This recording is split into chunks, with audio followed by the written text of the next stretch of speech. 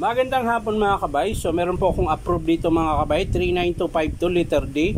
Ang papalitan mga kabay, armature Conrad, dalawang o-ring, 1, 2, 3, 4, 5 pa lang o-ring mga kabay. Ayan.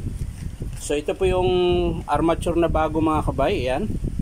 Tapos ito yung 5 o-ring, 1, 2, 3, 4, 5. Kulang to ng isa mga kabay. Ayun yung isa, 1, 2, 3, 4, 5. Ayan. Tapos isang connecting rod. Ayan. Ayan. So ilang o-ring to? Tama ba yung bilang ko? 1, 2, 3, 4, 5. 5 nga siya. So 5 isa. Dala-dalawa isa. Ayan. So ito po yung isa mga kabay. Malaki. Isang malaki. Tsaka dala-dalawang pare-pare yung size. So yan lang mga kabay. Bali kakabit ko po ito dito sa repair na to. Hindi ko na po pinakita kung paano binaklas mga kabay dahil nilinis ko pa yan. Ayan. Wala na pong mga grasa-grasa yan. So really sa ano na yan mga kabay, palit ng o-ring. Ayan, connecting rod, bali. Ayan, ito po yung papalit natin na connecting rod dyan mga kabay. So tara mga kabay, samahan nyo po ako. So yan mga kabay, pinakauna, ayan, na-press ko na po yung bagong armature. So okay na po yan mga kabay. Ayan, tabi natin yan dyan. Tapos ang susunod mga kabay ay yung sa connecting rod mga kabay. Ito. Papalit tayo ng connecting rod dahil bali. So susungkitin lang natin ito ng flat mga kabay. Ayan. Ayan. Dahan-dahan lang din po mga kabay kasi nababali din yan. So ito yung bali mga kabay. So kakabitan natin ng bagong connecting rod yan mga kabay. So ito yung bago mga kabay, connecting rod. So punasan lang natin ito. Ayan. So kakabit na natin yung bagong connecting rod mga kabay. Syempre yung pin at yung lock.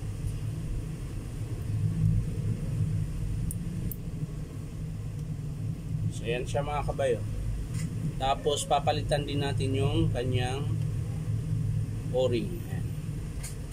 Ito yung o-ring yung bago mga kabay. So yan yung kakabit natin dito. So okay na yung mga kabay, tatabi na natin. So ang sunod yung striker mga kabay, yan, papalitan din natin ito.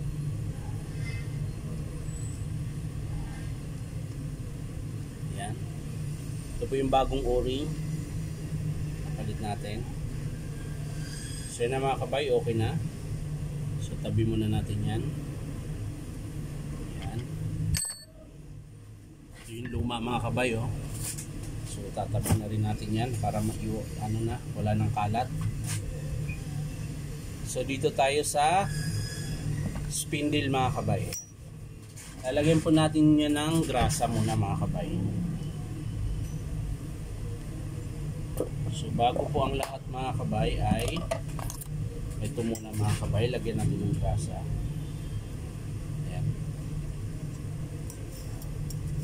Tapos bago natin ilagay yung striker, ayan. So yun sa paglalagay po niyan mga kabay, pag ganyan po yan. Ayan.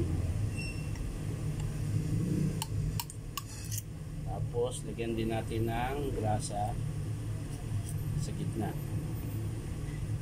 Ayan. Bago natin ilagay yung connecting rod. Ayan. So ganun din po yan mga kabay, yan. Pag ganyan lang po yan muna. Ayan.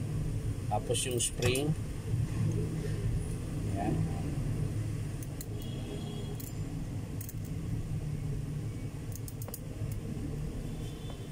At yung syempre yung malaking spring mga kabay.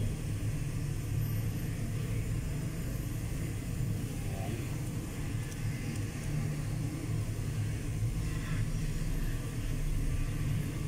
Tapos ang sunod ay yung dalawang o-ring mga kabay. Ito po yung sa pinakadulo mga kabay.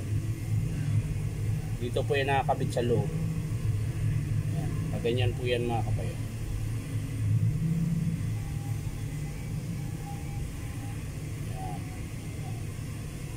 Tapos yung isang malaki mga kabay, ito, dito po yan.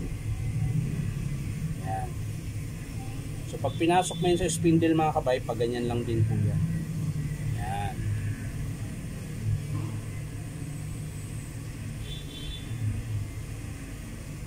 So ganyan lang po siya mga kabay pag pinasok mo naman siya dito sa kanyang gear housing. Yan. Pero bago mo ipasok yung mga kabay, mauna mo na itong bakal na to. So ang paglagay niyan mga kabay, ganun ulit. Pag ganyan ang forma niyan mga kabay.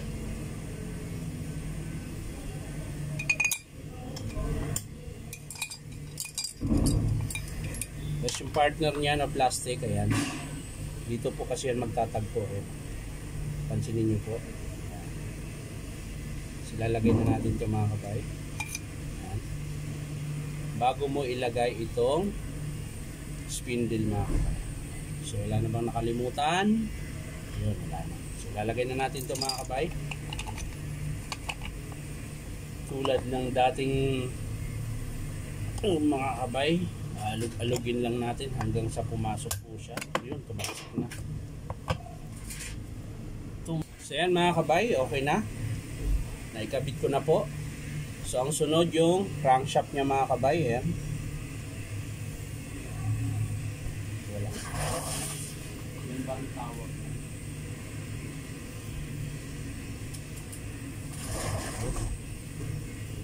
So yan mga kabay, kakabit na po natin ito. Makisama ka Brad, huwag ka nang gumalaw.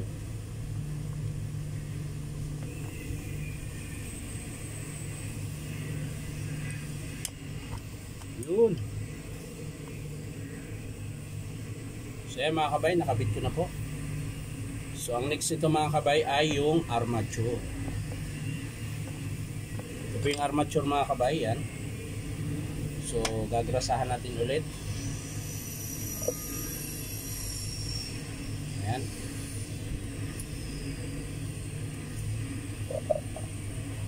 Tapos bago natin ilagay yung armature.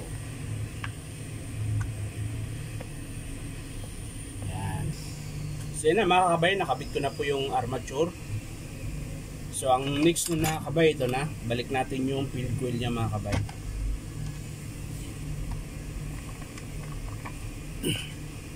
So yung mga kabay, nakabit ko na po. Ayan.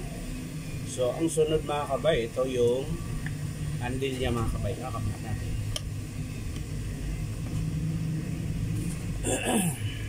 So yun na mga kabay, nakabit ko na po yung handle niya.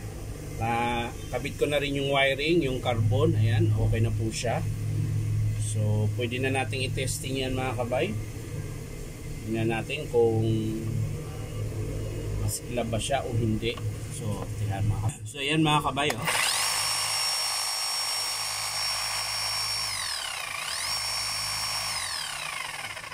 So okay na siya mga kabay. Kakabit na lang natin tong takip niya. At syempre yung sa dulo, panghuli natin yung kabitan ng spindle, kabitan ng talim. Yung pinakalak niya yung sleeve.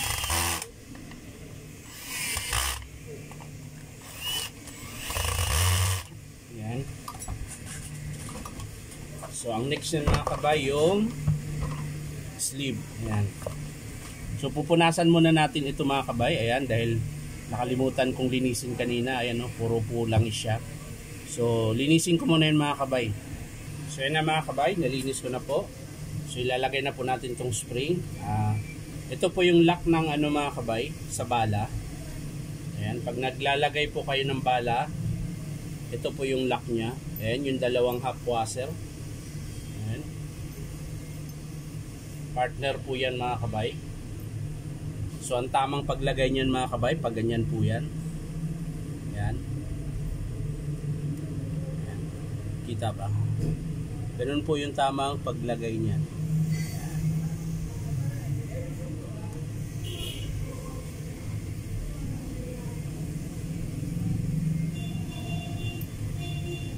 Tapos syempre yung kanyang pinakalock ng bala para hindi siya makalas. Ayan, dalawang bulitas po yan mga kabay. Pahaba po yan, hindi po siya pabilog. Tapos ang next, itong spring na malaki. At syempre yung sleeve niya mga kabay. Ito. At ito naman yung ito po yung lock.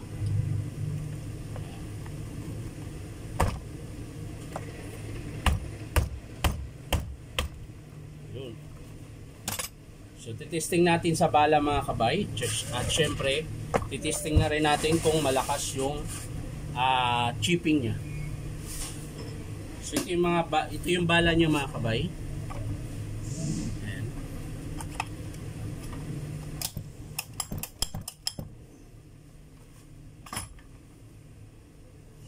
So mga kabay, sasaksak natin. Siyempre titesting natin dito sa bakal.